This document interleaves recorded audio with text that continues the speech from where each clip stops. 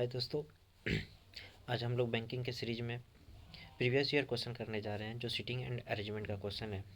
ये question IBPS clerk mains 2022 का पूछा हुआ है। इसी प्रकार से हम लोग धीरे धीरे धीरे धीरे धीरे धीरे करके जितने भी PYQ शीट पजल वाले क्वेश्चन होते हैं सभी को करेंगे। जो रिसेंट एग्जाम में हुए हैं वो सभी क्वेश्चन करेंगे, उसके बाद जो बाद में भी हुए होंगे वो सभी एग्जामों को हम करेंगे। तो इस प्रकार से हम लोग एक प्लेलिस्ट बनाएंगे जिसमें सारे PYQ जितने भी पजल वाले क्वेश्चन होंगे रीजनिंग के, बैंकिंग में जितने भी RBI हो, SBI हो, चाहे IBPS भी हो या रेगुलेटरी बॉडी का जितना भी एग्जाम हो, जितने भी रीजनिंग वाले क्वेश्चन या सिटिंग अरेंजमेंट वाले क्वेश्चन है सभी को हम सॉल्व करेंगे। तो हम लोग सबसे पहले आज का फर्स्ट डे में हम लोग सॉल्व करेंगे क्या, ये जो सिटिंग एंड अरेंजमेंट का क्वेश्चन दिया हुआ है कि स्टेटमेंट बेस्ड। जैसे कि आप लोग को पता होगा स्टेटमेंट बेस्ड का मतलब क्या होता है। स्टेटमेंट बेस्ड का मतलब होता है कि अगर एक स्टेटमेंट से सिर्फ आंसर आ रहा हो जो क्वेश्चन में दिया गया हो, तो हम सिर्फ बोलेंगे statement one is sufficient for the given question and answer.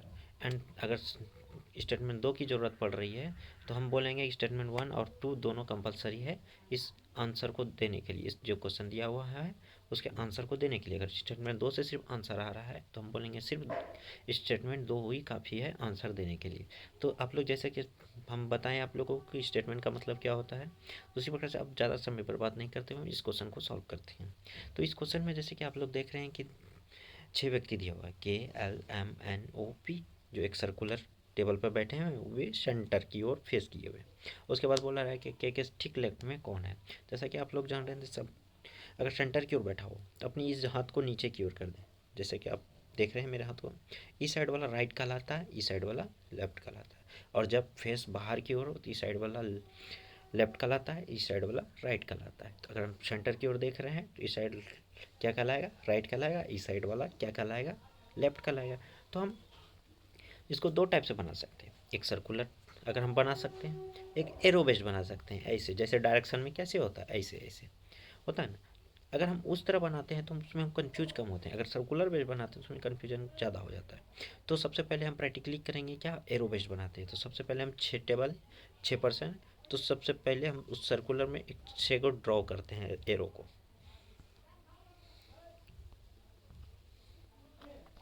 Arrow draw कर लिए। उसके बाद हम क्या करेंगे, बोला कि आप क्वेश्चन स्टेटमेंट वन को लेकर चलते हैं। वो एन के बाएं से दूसरे स्थान पर बैठा है, यानी कि एन के बाएं से दूसरे स्थान पर, एन के लेफ्ट में, एन के लेफ्ट में ओ है, एन के लेफ्ट में ओ है। लेफ्ट इधर होता है, जैसे हम आपको बताएं इधर होता है ओ, दूसरे स्थान फर्स्ट ले दूसरे स्थान पर ओ है। उसके बाद क्या बोला गया, एम एन के दाएं से तीसरे स्थान पर, एन के दाएं से तीसरे स्थान पर, एन के तीसरे स्थान पर। तो जैसे आपको पता है कि राइट इधर होता है, इधर, तो एन के तीसरे फर्स्ट सेकेंड थर्ड, एम यहाँ हो गया, एम यहाँ हो गया। उसके बाद बोला एम एंड एल के बीच एक व्यक्ति बैठा है। तो हम ये भी देख सकते हैं कि एक एल हम यहाँ लगा सकते हैं, एक एल हम यहाँ लगा सकते हैं, ठीक है। तो इससे हमको ये पता नहीं चल रहा है कि के लेफ्ट में कौन बैठा है। अगर हम के यहाँ बैठा देते हैं तो इसके लेफ्ट में एल, इसके लेफ्ट में कौन हो जाएगा, एल हो जाएगा। लेकिन हम के को यहाँ भी बैठा सकते थे, एल को यहाँ बैठा सकते थे। तो इस प्रकार से हमको डिफाइन नहीं हो पा रहा है कि कौन सा किसको कहाँ बैठा है, क्योंकि इसमें सफिशिएंट डाटा नहीं दिया हुआ है। अब हम स्टेटमेंट दो को लेके चलते हैं, क्योंकि स्टेटमेंट वन से हमारा आंसर नहीं आ रहा है कि के लेफ्ट में कौन बैठा है। अगर अब हम स्टेटमेंट दो को लेके चलते हैं, स्टेटमेंट दो से हम स्टार्ट करते हैं, जिसमें भी 6% बैठेगा तो हम 6 लाइन ड्रॉ कर देते हैं। नॉइज को आप लोग ध्यान नहीं दीजिएगा, ठीक है। तो अब क्या बोल रहा है, पी एन के दाएं से दूसरे स्थान पर, यानी कि एन के राइट में पी है। अगर एन को यहाँ बैठाते हैं, अगर एन को यहाँ बैठाते हैं इसके राइट में, इसके राइट में कौन है, दाएं पी है, ठीक है, पहला दूसरा पी है, okay. And then P and L के बीच दो व्यक्ति बैठे हैं, पी एंड एल के बीच एक दो, या तो एल हम यहाँ लगा सकते हैं, ठीक है, या इधर से भी हम जाते हैं तो एल यहीं पे आता है, ठीक है।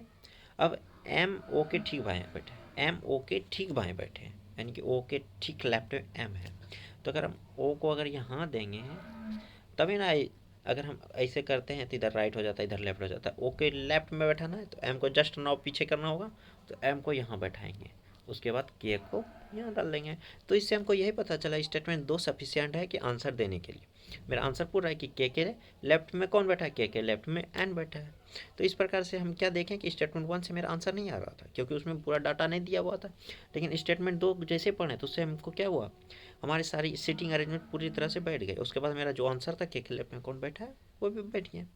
तो इस प्रकार हम सिर्फ बोलेंगे only second statement are sufficient for the answer. Okay. And बोलेंगे जो स्टेटमेंट 1 है वो सफिशिएंट नहीं है आंसर देने के लिए क्योंकि उसमें डाटा इनसफिशिएंट है। अगर दोनों मिलकर आंसर आता तो हम बोलते हैं statement 1 and statement 2 both are compulsory for the answer. Okay. तो इसी प्रकार से पजल को सॉल्व करने के लिए मेरे चैनल को सब्सक्राइब करें। इसी प्रकार से मैं नए जो PYQ होते हैं और बाकी जो आने वाले अपडेटेड क्वेश्चन हो सकते हैं उसको मैं इस अपने चैनल पर डालूँगा।